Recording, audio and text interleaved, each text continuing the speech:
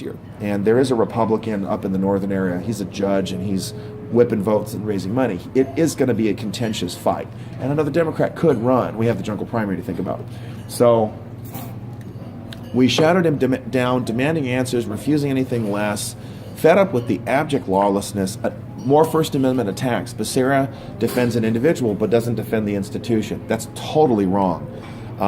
James Gallagher, God bless him, had the courage to make those statements on the floor of the state assembly. He's the assemblyman up there in the northern California area. You know, it defends the mosque as much as the Muslim. It defends the church as much as the Christian. I will not vote for this man. It's just, we've had enough. We're not going to put up with being polite and nice when they're doing these destructive, abusive things. We will fight them back. Well, tell me what it's like, you know, being an outspoken conservative, you know, here.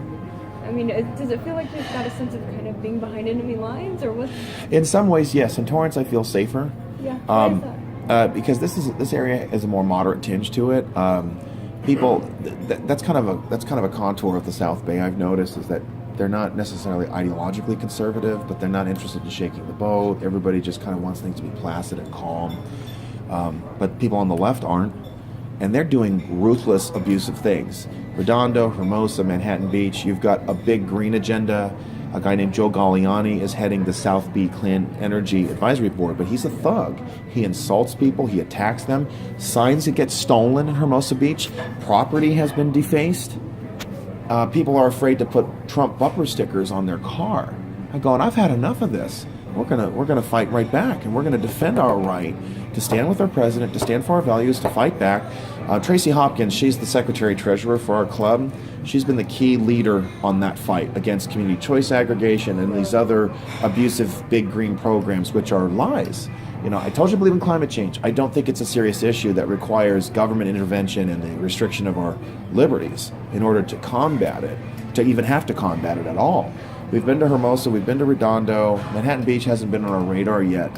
But I mean, this placid calmness in the face of aggressive, left-wing activism, it's failing.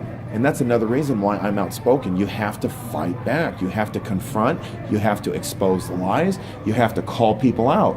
And it may be uncomfortable, but you got to do it. So when you show up and, you know, you're wearing stuff that says Trump and you know, you're outspoken, you're willing to do so, what's people's reaction to you? It inspires a lot of people. But here in the South Bay, like elected officials and down the line, they don't want to put themselves out like that for fear of upsetting elected officials and ruining the need for local support on issues. The people on the left absolutely hate it because they don't like getting back what they've been doing. It bothers them. At the Ted Lieu Town Hall, you'll see in one of my videos, these are members of the local Democratic clubs. I'm not aware of it, but now I know. You know, one elderly gentleman wanted to, it's again about trying to silence people. You know, and this man says to me, "Are you a veteran?" Because the follow-up to that is, well, you don't have a right to speak because you haven't taken up a firearm in combat. And I burn him immediately, and I say, "Excuse me, you took an oath and you fought for my rights. And now you're telling me I can't exercise them?" Okay, I don't have to be in combat to have a First Amendment right to speak, to challenge my elected officials. It's a right, not a privilege or a reward after earning it. And, you know, I've learned how to deal with these, you know, logical traps to try to silence me. And in fact, I even lectured the guy and said, "Are you telling me I can't be here? Is that what you're telling me? Because my father's a veteran, his father was a veteran, and they fought for my rights to be here too. And you are not going to take that away from me." It silenced him. You know, not because I don't ever want him to speak again, but you're not going to shame me into silence.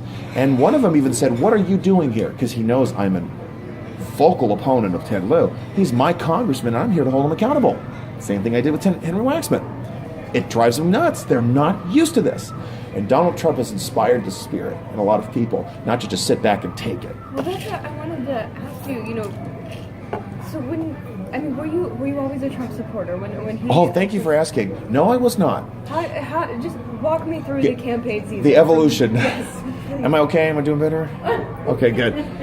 Would you mind filling my glass? Oh, no, I know the machine's over there. What kind? Oh, Diet Coke or Diet Pepsi. Thank you so much. No problem. Okay. So, I love telling that story. I was a hardcore Scott Walker supporter. Really? One of the first letters I wrote... Why? One of the first letters. Okay, the first letter I wrote for the Daily Breeze was about Jane Harmon retiring.